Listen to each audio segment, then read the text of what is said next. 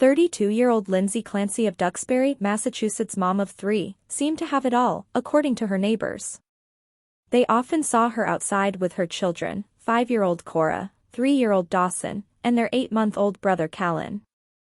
In July, she posted on social media that she was really struggling after having her last son. No one could imagine how hard she was struggling. On Tuesday, January 24th, she did the unthinkable. Lindsay strangled Cora and Dawson, and tried to kill Callan as well.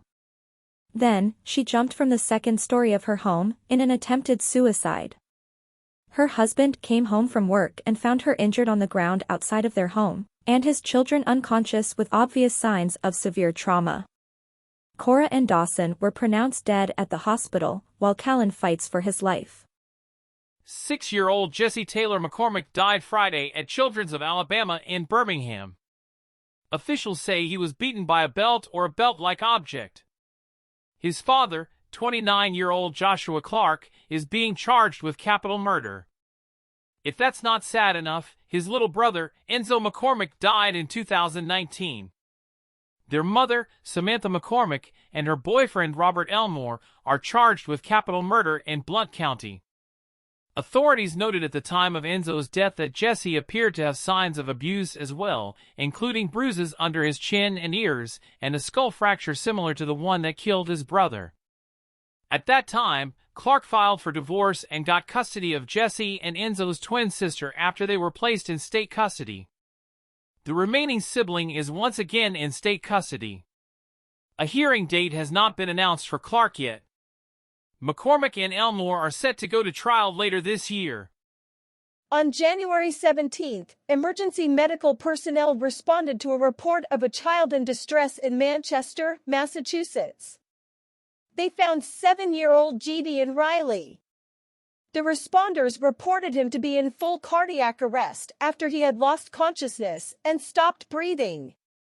He had suffered significant burns to his face and body at some point during the week.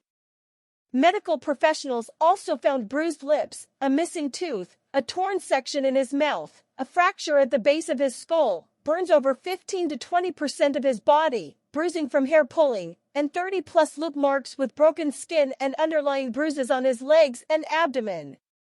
Gideon remained in a coma for a week, until he succumbed to his injuries on Tuesday.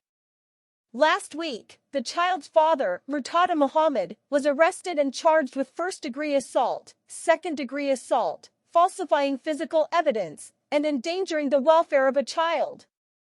His mother, Rina Riley, says the boy looked like he had boiling water or oil thrown on him, and believes his father was trying to kill her son. She says she noticed bruises on him before, and called for wellness checks, but nothing ever came of it. She believes the system failed her and her son. Muhammad changed his story multiple times, but didn't tell authorities that he used hot water and electrical cords to discipline his son for lying. The investigation into his death is ongoing. EMS arrived at a Detroit home on Sunday to find 5-year-old Ethan Belcher unresponsive. He was rushed to the hospital, but pronounced dead.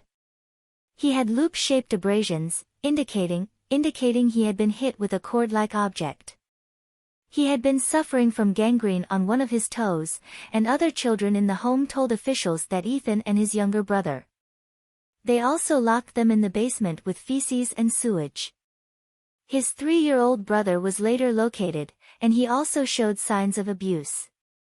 He was treated at a local hospital. His mother, Valeria Hamilton, 27, and his stepfather, Shane Shelton, 27, have been arrested and charged with felony murder, torture, conspiracy to commit torture, and 2 counts of first-degree child abuse. Ethan's aunt told Detroit NBC that she had called CPS last year, but the boys remained with their parents. She claims he had over 100 cigarette burns on his body. Hamilton and Shelton were arraigned Wednesday.